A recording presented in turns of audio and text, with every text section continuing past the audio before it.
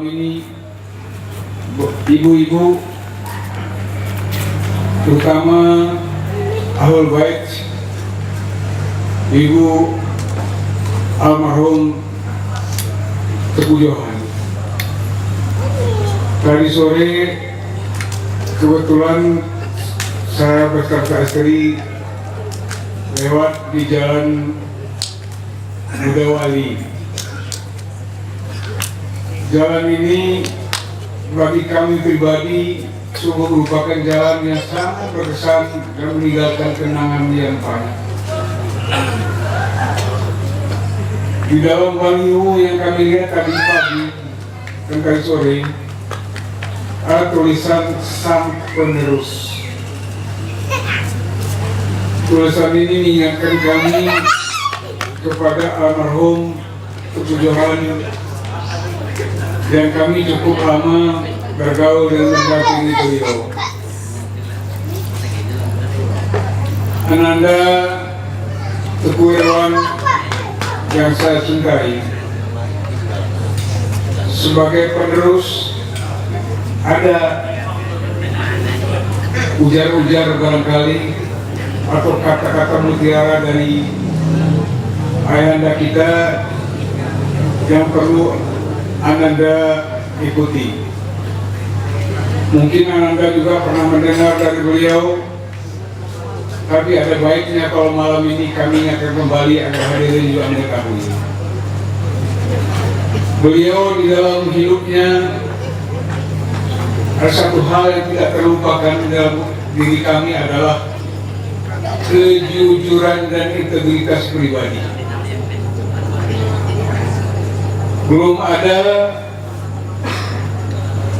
tokoh pemimpin kita yang memiliki kejujuran dan integritas seperti beliau. Di samping kejujuran, ada hal yang barangkali Ananda Irwan juga merasakan. Kami semua ikut menyaksikan pada waktu itu.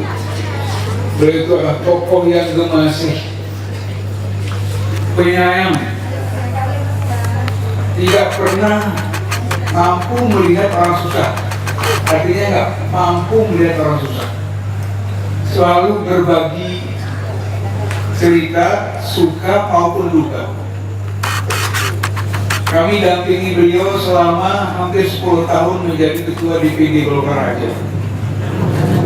Kantor DPD Golkar Aceh itu mulai pagi sampai sore pada saat beliau berkantor, tidak pernah yang sepi. Salah satu tamunya yang datang adalah kawan-kawan yang meminta bantuan kepada beliau. Beliau tidak pernah marah, tidak pernah beliau itu menolak untuk memberi.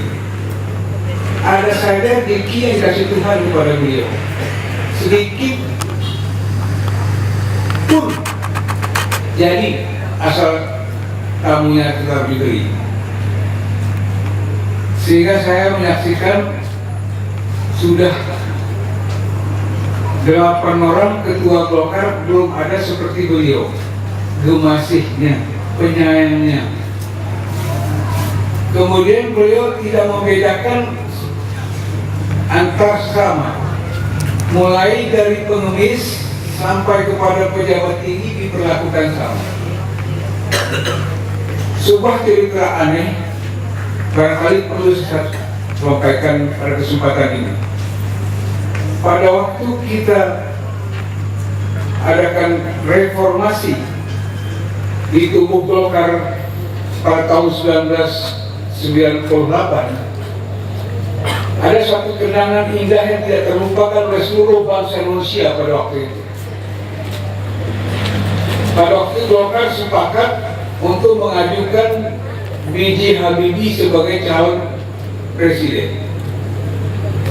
Satu-satunya orang di Indonesia yang berani mengatakan, saya siap pilih Bapak, tapi saya satu tidak senang sama Pak Habibie.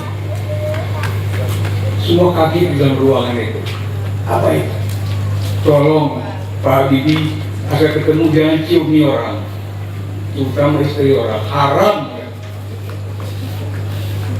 Agama saya melarang untuk mirip bapak seperti itu di ini Pak Johan. Tidak ada tokoh yang berani mengatakan itu. Begitu selesai beliau berpidato, Pak Habibie langsung mengalami memeluk Pak Johan, menyatakan terima kasih. Beliau tidak marah kepada Pak Johan. Karena apa yang dikatakan oleh Pak Johan itu benar. Nah, inilah yang saya katakan tadi, beliau itu memiliki integritas pribadi yang luar biasa. Berani mengatakan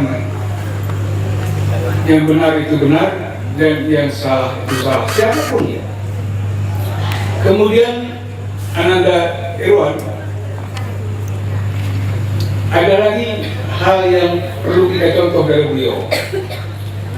Beliau mengatakan 3 filsafat hidup harus kita lakukan. Yang pertama, ojo dumeh. Ini bahasa Jawa. Beliau dapatkan itu waktu di Magelang pada saat MM. Beliau mengatakan ojo dumeh. Jangan sok kuasa, jangan mentang-mentang. Ini kita lihat pribadi beliau. Di Aceh ini jabatan apa lagi yang beliau tidak pangku? Di Jalan Mudawali ini saja, satu-satunya orang yang saya anggap aneh adalah beliau. Jalan Mudawali ini dari ujung selatan sampai ujung utara dia pernah tinggal. Sebagai kepala staf dia pernah tinggal di rumah kepala staf Kodam 1 Iskandar Muda. Kemudian pindah ke sebelah jadi wakil gubernur, menempati rumah dinas gubernur, wakil gubernur. Selesai itu pindah ke rumah dinas ketua DPRD.